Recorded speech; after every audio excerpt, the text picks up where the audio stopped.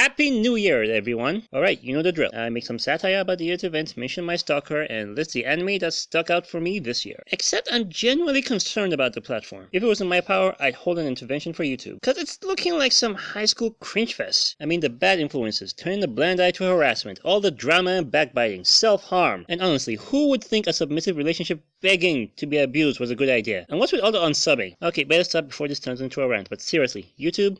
Sort this shit out. I'd hate my only avenue for views to be dissing Rice Gum, which, by the way, I could totally own that guy with my skills. Dated! Anyway, back on topic. Stuff I like, stuff I didn't, only what I've watched and what is finished. Alright, commence countdown.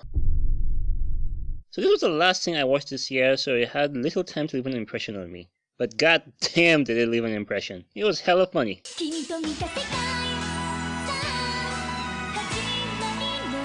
So this isn't just another Trapped in the Fantasy World story, it's a satire of the entire genre, and quite frankly, the genre deserves it. It was a savage roast of every cliché, trope, and character trait. It knows what it is and it only wants to be that one thing. A laugh out loud funny good time. Looking forward to season 2. I love great stories, and I love unique mediums for telling them, but I didn't think I would love the whole concept of a rakugo. One guy on stage telling an entire story, acting out every character should not be this immersive, but then it really got me. Every story told in the show was engaging and I loved it. The drama around the art is interesting as well, seeing two very different characters try to achieve the same goal. I hope the next season brings even more stories and less heartbreak. Yeah, I like cute. I've been exposed to cute stuff, especially in anime, but oh my god, if this isn't the cutest thing I've ever seen.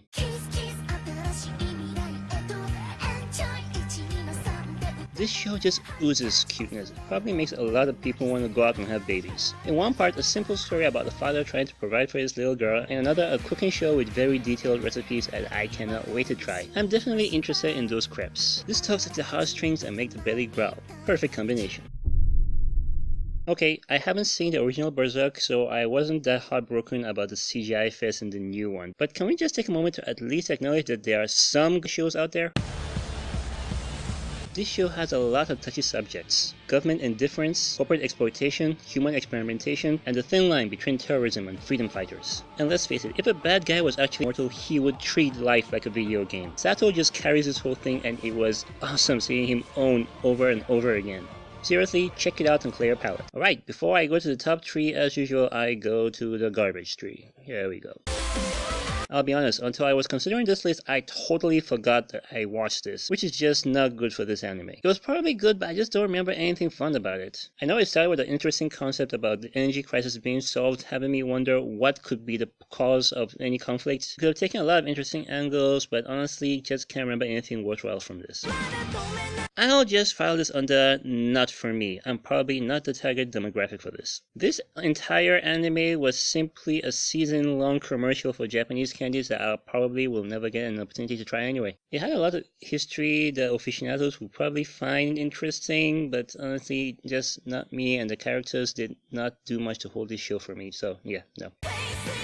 I love you guys, but I will never forget that you guys had me keep watching this instead of picking up Mob Psycho. I mean, come on, seriously. The fight in the first episode was amazing and there should have been more of it. It just turned into a power spamming show with characters I could not give two shits about and a plot that I could not bother to follow.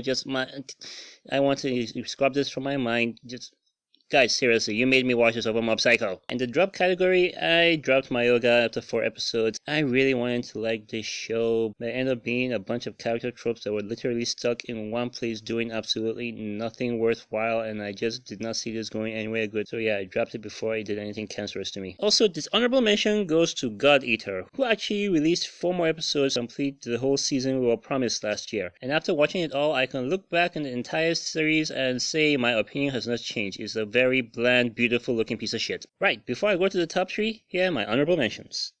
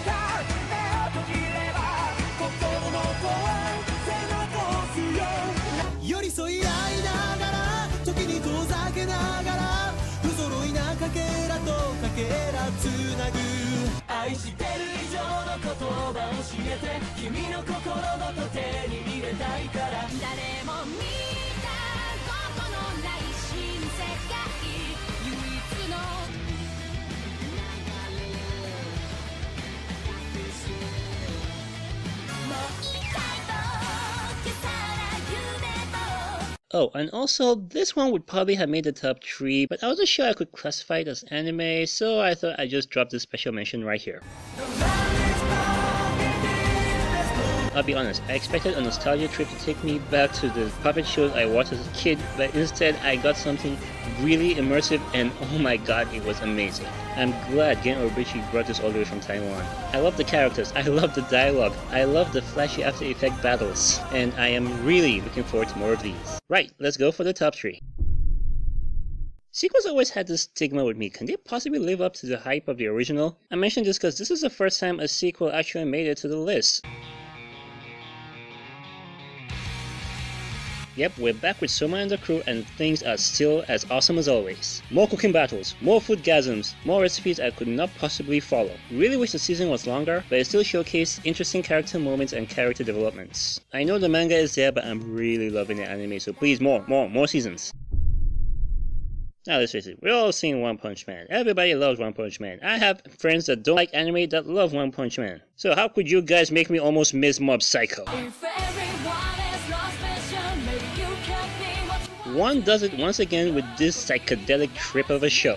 At its core, this is a coming-of-age story about a boy trying to find his place in the world, but with super psychic abilities that keep him in amazing scenarios. Has this whole narrative about special people only wanting to be normal and normal wanting to be special that a lot of people can find really relatable. The crazy art goes well with the amazing animations, and it all comes together to become one of the best anime experiences in years.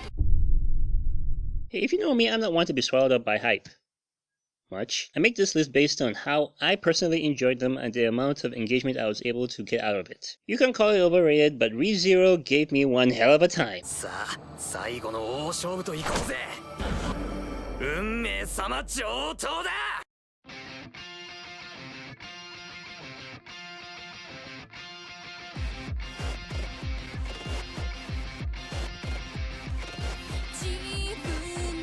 Yes, this is a stuck in the fantasy story that I said deserved the ribbon that Konosuba was given, but god damn did I enjoy watching this. The premise would sound very repetitive, but I love the psychological angle and watching Subaru slowly go insane. And yes, we all know Ram is best girl, there is absolutely no contest. This anime gave me great moments, very quotable lines, and best character interactions I've seen all year. So you can love it, you can hate it, but this is my anime of the year. So yeah, that was my list. What about you guys? What are the anime that really left an impact for you this year? Rank them up and leave them in the comments. I'd love to see. So that's it for 2016. 2017, please don't suck. So